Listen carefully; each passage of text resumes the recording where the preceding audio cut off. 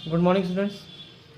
So now I start today's geography class, and as a previous lecture, we learned about Human Development Index and human development. I hope you all are very well understand about whole topic and what is the human development, what is the main meanings of human development. And previous topic is our economic attainment, and I think you all are understand very well about the which types of need to our peoples, and what is the main reason to our poorness in our country. There are lots of group who are not fulfill their daily needs, and what is the reason behind it. तो I think कि आप लोगों को विकास के बारे में सारी चीज़ें, सारा आंकड़ा और जो मेन चीज़ें उसके पीछे छुपी हुई हैं वो सारी चीज़ें आप लोगों को समझ में आ गई होंगी। तो कल हम लोगों ने इकोनॉमिक तौर पे डेवलपमेंट के चीज़ों को देखा था। आज हम लोग इसको हेल्थ के हेल्थ वाले टॉपिक पे हम लोग अब डिस्कस करेंगे, specially indicators of healthy life के इंडिकेटर्स क्या हैं। तो शुरू करते हैं आज का टॉपिक। और मैं आपको सबसे पहले बता दूं कि आज आपके पास बहुत सारी सुविधाएं हैं हेल्दी लाइफ जीने के लिए। आपको छोटी से छोटी तकलीफ़ होती है तो आप डॉक्टर, आपके पास अच्छी मेडिकल फैसिलिटीज़ हैं बुखार से लेकर के सर दर्द, गंभीर बीमारियां, छोटी मोटी बीमारियां, हर चीज़ की दवा है। लेकिन एक दौर ऐसा रहा है, एक समय ऐसा रहा है जब यहाँ पे एक हल्की फीवर से लोग मर जाते थे। बीमारी को लोग देवी देवता का श्राप समझते थे क्योंकि जागरूकता नहीं थी समाज में। बच्चा जन्म लेते ही मर जाता था। प्रजनन के क्या कहते हैं उसको, एक तरीके से जब बच्चा पैदा करने की प्रक्रिया होती थी तो उस समय माँ मर जाती थी, जच्चा बच्चा दोनों मर जाते थे। तो ये दौर भी रहा है हिंदुस्तान में, जिसकी वजह से डेथ रेट बहुत हाई रहा है। हम लोग पढ़े हैं crude death rate and crude birth rate, तो ये चीज़ें रही हैं उसमें। स्वस्थ जीवन बहुत ही महत्वपूर्ण होता है, और वो स्वस्थ जीवन कैसे प्राप्त होता है, और स्वस्थ जीवन ही हमने अभी पीछे कक्षाओं में हम लोगों ने रिवीजन किया है, जिसमें ये चीज़ें क्लियर हुई है कि स्वस्थ जीवन ही एक विकास का सबसे प्रमुख पैमाना होना चाहिए। और कुछ फैक्ट्स हैं हमारे पास कि जैसे जैसे भारत आगे बढ़ते गया तो इन्फेंट मोर्टेलिटी और पोस्ट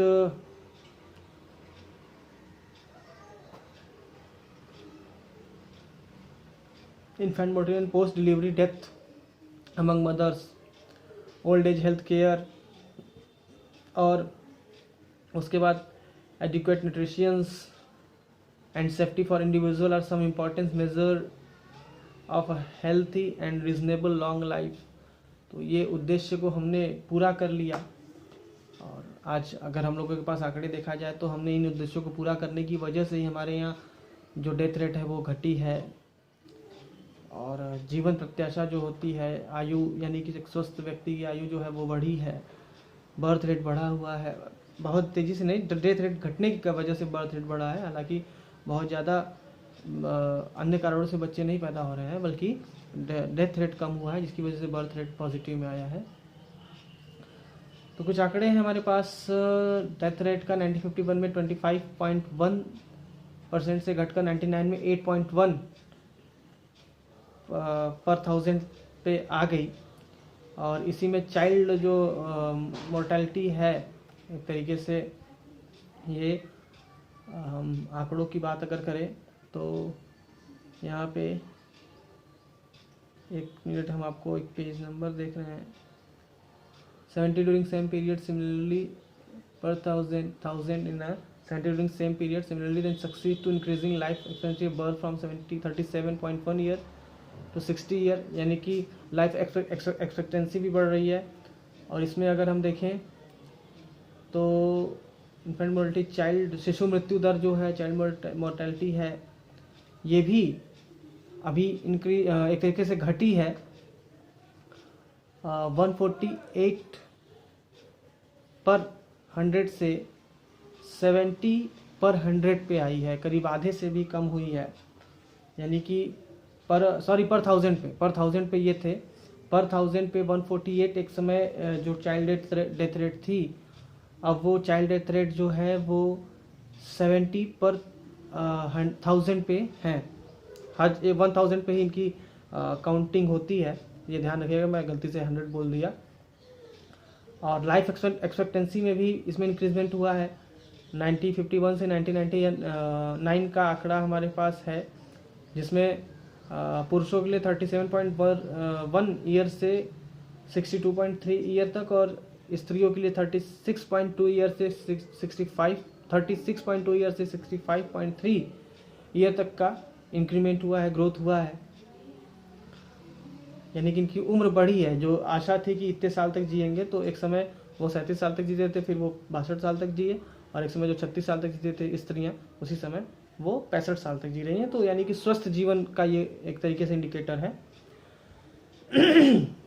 उसके बाद ये अभी माना जाएगा कि ये इम्पॉर्टेंट हमारे पास अचीवमेंट है, लेकिन अभी बहुत कुछ करना बाकी है।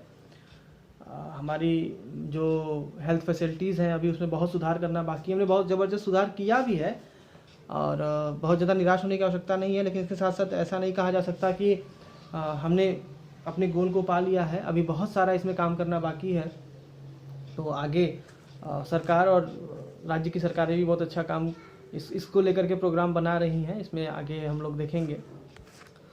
अब अगर मेल फीमेल रेशियो की बात करें, सेक्स रेशियो की बात करें, तो ये बड़ा ही चिंता वाली बात है।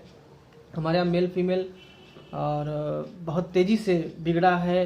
जो इनका सेक्स रेशियो, मेल फीमेल का सेक्स रेशियो है, बहुत तेज़ी से डिस्टर्ब हुआ है। स्पेशली केरल को छोड़ दिया जाए तो यहाँ पे अगर the situation of more alarming when seen the context of gender, specific the rural and urban health indicators, India has recorded decline in female sex ratio. The finding in 2001 census of India are very disturbing, particularly in case of child sex ratio. जो 0 से 6 साल तक के जो बच्चे होते हैं, जो बच्चे पैदा होते हैं, उनका जो सेक्स रेशियो, ये सबसे ज़्यादा डिस्टर्बिंग है। The significant feature, the report of are the exceptions. Kerala, the child sex ratio has declined in all states, and it is the most alarming in the developed state of Haryana and Punjab also. यानी जो विकसित state है वहाँ पे भी जो ये sex ratio है वो बहुत डिस्टर्बिंग है। स्त्री पुरुष महिला लिंगानुपात है जो वो बड़ा डिस्टर्बिंग है। यानी कि एक तरीके से कह सकते हैं, अगर यहाँ पे देखिए तो एक आंकड़ा दिया हुआ है कि पर 1000 जो मेल्स हैं उन पे सिर्फ 800 फीमेल्स का रेशियो मिल रहा है, यानी 1000 मेल और 800 फीमेल्स। तो ये दिखाया जा रहा है कि महिलाओं का जो लिंगानुपात है वो कम हो रहा है। एक तरीके से ये एक बैड इंडिकेटर है, सोशल लिहाज से भी, हेल्थ लिहाज से भी। बहुत सारी औरतों, महिलाओं, बच्चियों के स्वास्थ्य पे ध्यान नहीं दिया जाता है। इसकी वजह से वो समय काल की गाल में सब चली जाती हैं। बहुत सारी बच्चियों को पैदा होते हुए मार दिया जाता है। इसकी वजह से जो सेक्स रेशियो है वो डिस्टर्ब है। हमारे यहाँ महिलाओं को, अभी तो जागरूकता बहुत सारे समाजों में आई है, लेकिन अभी बहुत सारे ऐसी जगह हैं जहाँ पे पिछड़ापन है, जहाँ पे महिलाओं के साथ बड़ा मोलेस्टेशन होता है, चाहे वो शादीशुदा हो, बाहर हो। मोलेस्टेशन यानी हाउसिंग मोलेस्टेशन होता है, परिवार के अंदर ही मोलेस्टेशन होता है। उनके साथ एक भेदभाव की स्थिति, भेदभाव जैसा व्यवहार किया जाता है गाँवों एरिया में, और बहुत सारे ऐसे स्टेट्स हैं। और बच्चियों के पैदा होने के बाद उनको मार दिया जाता है, गर्भ में भी मार दिया जाता है, जिसकी वजह से ये जो सेक्स रेशियो है ये डिस्टर्ब हुई है। अब आगे हम लोग देखेंगे सोशल इंडिकेटर्स की बात करेंगे हम लोग। हमारा नेक्स्ट टॉपिक है इंडिकेटर ऑफ सोशल एम्पावरमेंट, सामाजिक सशक्तिकरण के बारे में बात करेंगे कि डेवलपमेंट के बिहाफ पे कैसे सोसाइटी जो है वो समाज में जो वर्ग है, जो दबा कुचला वर्ग था, वो सशक्त हुआ है, वो एम्पावर्ड हुआ है, इस पे बात करेंगे। अब देखिए सब टॉपिक में है, सबसे पहला जो वर्ड है वो है डेवलपमेंट इज़ फ्रीडम। विकास जो है वो मुक्ति है, वो आपको फ्री करता है, वो आपको अधिकार देता है किन चीज़ों से, जिसमें आप देख सकेंगे कि आप किन चीज़ों से अपना ये अधिकार, ये मुक्ति मांग रही हैं। तो hunger, poverty, servitude, bondage, ignorance, literacy and any other form, ये सारी चीज़ें समाज में विद्यमान हैं। कई प्रकार के डोमिनेशंस हैं, ये सारी चीज़ें जब तक समाज में विद्यमान है तब तक आप विकास के पैमानों पर मुक्त नहीं हैं। और अगर इन चीज़ों से मुक्त हो गए, इन बुराइयों से मुक्त हो गए, तो आप फिर विकसित माने जाएंगे। विकसित यानी कि आपका जो ह्यूमन डेवलपमेंट है वो माना जाएगा कि यहाँ मानव विकसित हो रहा है, आगे बढ़ रहा है। वो किसी प्रकार से भूख के चंगुल में, गरीबी के चंगुल में, किसी भी प्रकार की बंधुआ मजदूरी के चंगुल में, किसी भी प्रकार की अज्ञानता निरक्षरता की चंगुल में, किसी भी प्रकार के डोमिनेशन के चंगुल में फंसा नहीं हुआ है, बल्कि वो एक प्रकार से फ्री है। और अगर इन चीज़ों से फ्री है तो सामाजिक तौर पे वो विकसित माना जाएगा। और इन सारी चीज़ों में सबसे बड़ा जो रीज़न है वो है लिटरेसी, साक्षरता, नॉलेज। आप नॉलेज तभी गेन कर पाओगे एक तो आज के ज़माने में जब आप साक्षर होगे। हालांकि ज्ञान प्राप्त करने का कोई निश्चित रास्ता नहीं होता है कि सिर्फ पढ़ाई के माध्यम से ही ज्ञान प्राप्त किया जा सकता है, लेकिन ये जैसे अब हम कबीर, अगर ये बात बोले तो लोग कबीर का उदाहरण देना शुरू कर देंगे कि कबीर भी तो ज्ञान प्राप्त किए, वो पढ़े लिखे नहीं थे, तो वो चीज़ें अलग हैं। लेकिन आज के अगर दौर में देखा जाए तो आप साक्षर होगे तभी आप निश्चित रूप से ज्ञान प्राप्त कर पाओगे। तो हम थोड़ा लिटरेसी रेट के बारे में बात कर लेते हैं। भारत के आंकड़े क्या हैं लिटरेसी रेट को लेकर के।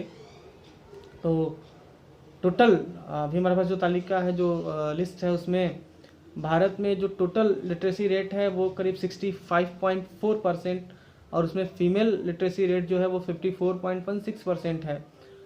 और जो साउथ स्टेट है, हमारे साउथ इंडिया के जो स्टेट्स हैं, वहाँ पे टोटल लिटरेसी रेट और फीमेल लिटरेसी रेट जो नेशनल एवरेज है उससे ऊंची है, यानी कि वहाँ के लोग काफ़ी लिटरेट हैं, महिलाएं भी और पुरुष भी, वोल में भी।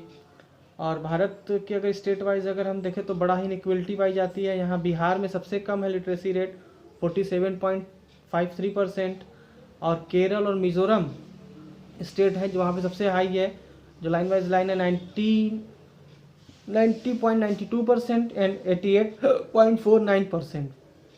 तो इस तरीके से एक तरीके से देखिए भारत में बड़ा इनइक्वलिटी है। सबसे कम लिटरेसी रेट बिहार का है, सबसे ज़्यादा लिटरेसी रेट केरला और मिजोरम का है। और बहुत सारे हमारे जो देश में ऐसे एक तरीके से रीजनल एरियाज़ हैं, वहाँ पे रूरल एरियाज़ है, कंट्री साइड एरियाज़ है, जहाँ पे ये जो लिटरेसी रेट है वो बहुत कम पाया जाता है। और अगर आप देखिए तो बहुत सारे जगह ऐसे भी हैं, ऐसे बहुत सारे कंट्री साइड एरिया है जहाँ पे ये पढ़ा भी है, सुधरा भी है। तो इन वजहों से आप देखिए एक फैक्ट्स और है इसमें कि ये जो रीजनल एरियाज़ हैं, रीजनल एरियाज़ यानी कि कुछ ऐसे क्षेत्र हैं, विशेष क्षेत्र हैं जहाँ पे ये जो लिटरेसी रेट है वो कम है। वो विशेष क्षेत्र जो पिछड़े हुए एरियाज़ हैं, जैसे कि उत्तर प्रदेश में अगर हम बात करें तो आप चंबल एरिया को देख लीजिए।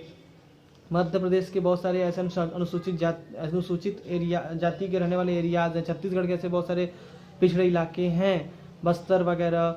महाराष्ट्र के पूर्वी एक तरीके से पूर्वी महाराष्ट्र को देख लीजिए। ये एरियाज़ रीजनल एरियाज़ में आते हैं। यहाँ पे लिटरेसी रेट काफ़ी ख़राब स्थिति में है, जिसकी वजह से वहाँ पे डेवलपमेंट भी नहीं पहुँच पाया है ठीक ढंग से।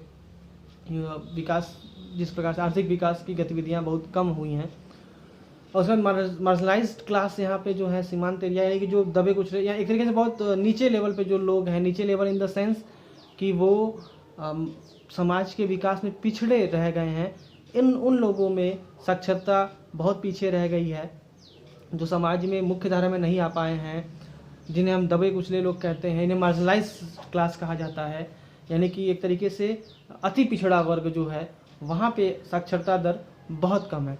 तो आप देखिए कि इस प्रकार से हम जान सकते हैं कि भारत में जो गरीबी है, जो भारत में मानव विकास जो रिपोर्ट्स जो नीचे जा रहे हैं, उसका सबसे बड़ा कारण है कि लोग साक्षर नहीं हैं। साक्षर न होने की वजह से वो अपने अधिकारों को नहीं जानते हैं, वो अपने मूलभूत ज़रूरतों के बारे में ठीक ढंग से नहीं जानते हैं, जिसकी वजह से उनका शोषण होता है, जिसकी वजह से मानव विकास और भारतीय विकास जो है, आर्थिक स्तर पर जो विकास है वो भी अनइक्वल है, और मानव विकास में भी हम बहुत पीछे हैं।